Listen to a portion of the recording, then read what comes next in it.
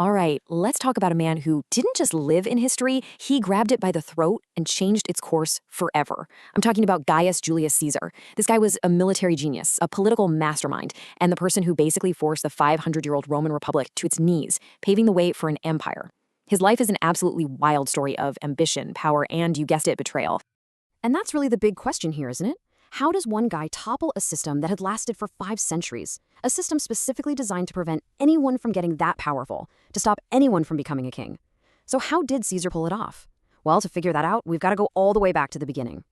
Because this whole story really starts with his early life. This wasn't some fluke, some overnight success. Nope, this was a long, calculated climb to the top. And it was packed with near-death scrapes and some seriously slick political maneuvering right from the get-go. So Caesar was born into this old-school noble family, but they didn't really have a lot of cash or influence at the time. He gets hit with huge responsibility early on, becomes head of the family at just 16, and then he almost doesn't make it past his teens. He barely escapes being executed by the dictator Sulla, who apparently looked at this kid and saw a dangerous, ambitious spark. From there, it was a methodical climb up the political ladder, the cursus honorum, and he even managed to snag the super-powerful, lifelong job of Pontifex Maximus, the chief high priest of Rome. Now you gotta understand, Roman politics back then was a brutal fight. You had to pick a side. On one side, you had the optimates, the best men, the conservatives trying to keep power in the hands of the Senate. And on the other, you had the populares, the people's men, who went around the Senate and used the popular assemblies to get things done. Caesar, ever the strategist, threw in with the populares. He presented himself as a champion of the common person, which made him super popular, and also earned him some very, very powerful enemies. Caesar knew he couldn't take on the Senate alone. No way. So he makes this absolutely brilliant move. He forms a secret political supergroup with the two most powerful guys in Rome, Pompey, the famous general, and Crassus, the richest man in the city. This so-called First Triumvirate wasn't an official thing at all. It was an under-the-table deal, an unstoppable force that combined fame, money, and popular support to just completely run the show in Rome. So, with his power base in Rome pretty much locked down, Caesar turns his attention north, to Gaul. See, he needed two things, and he needed them badly: a massive fortune to pay off his insane debts, and a legendary military victory that would make him more famous than any of his rivals. He was about to find both in what is now modern-day France. As governor of Gaul, Caesar wages this relentless, brutal war of conquest that lasts nearly a decade, and the human toll was just staggering. The historian Plutarch estimated that over the course of the campaign, 1 million people were killed and another 1 million were sold into slavery. Just let that sink in for a moment. 1 million. These wars completely transformed Caesar. He pushed Rome's borders all the way to the Atlantic, he invaded Britain for the first time, and yeah, he got fabulously rich. But here's the most important part. He created a tough, veteran army that was loyal to him, not to Rome. And he made sure everybody back home knew it by writing his own version of the events, a brilliant piece of political propaganda that made him a living legend. But here's the thing. While Caesar's off becoming a hero in Gaul, the whole political situation back in Rome is falling apart. Crassus dies on a campaign out east, the triumvirate is broken. And Pompey, Caesar's former partner, he's now teamed up with the Senate and becomes Caesar's #1 rival. The stage was set for a showdown. So the Senate drops an ultimatum on him: ditch your army and come back to Rome as a regular citizen. But this was a total trap, and Caesar knew it.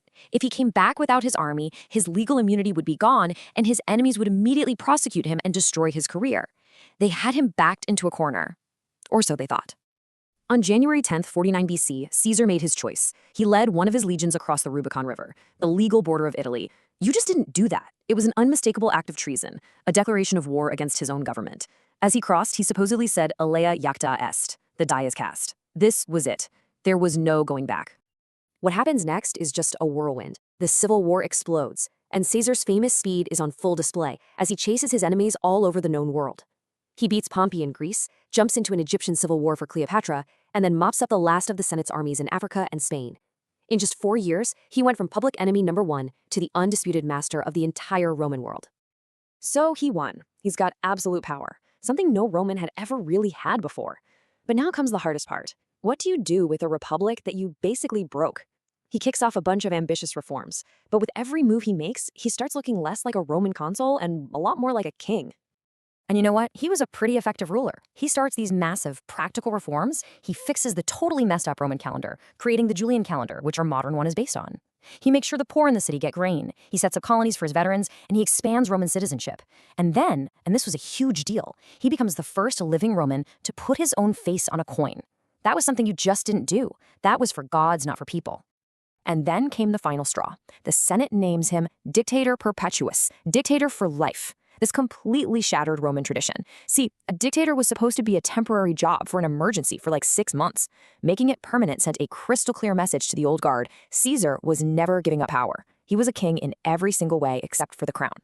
This fear, this absolute terror of a new king in Rome, spreads like wildfire through the Senate.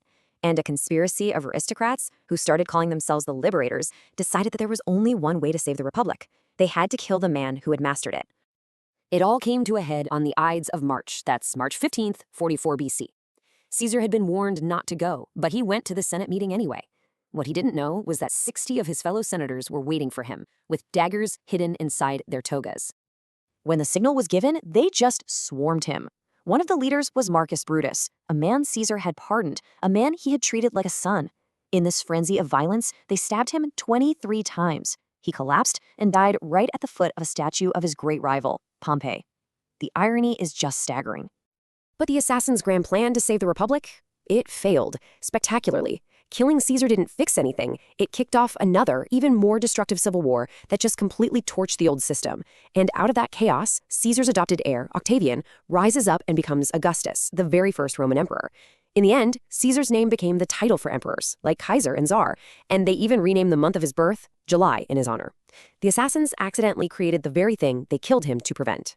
And that leaves us with the question that people have been arguing about for 2,000 years. Was Julius Caesar a savior, a visionary who brought order to a world of chaos? Or was he a power-hungry tyrant who crushed freedom for his own glory? The truth is, he was probably a bit of both. And he left behind a legacy so huge, so complicated, that we're still talking about it today. For more epic history, don't forget to like and subscribe.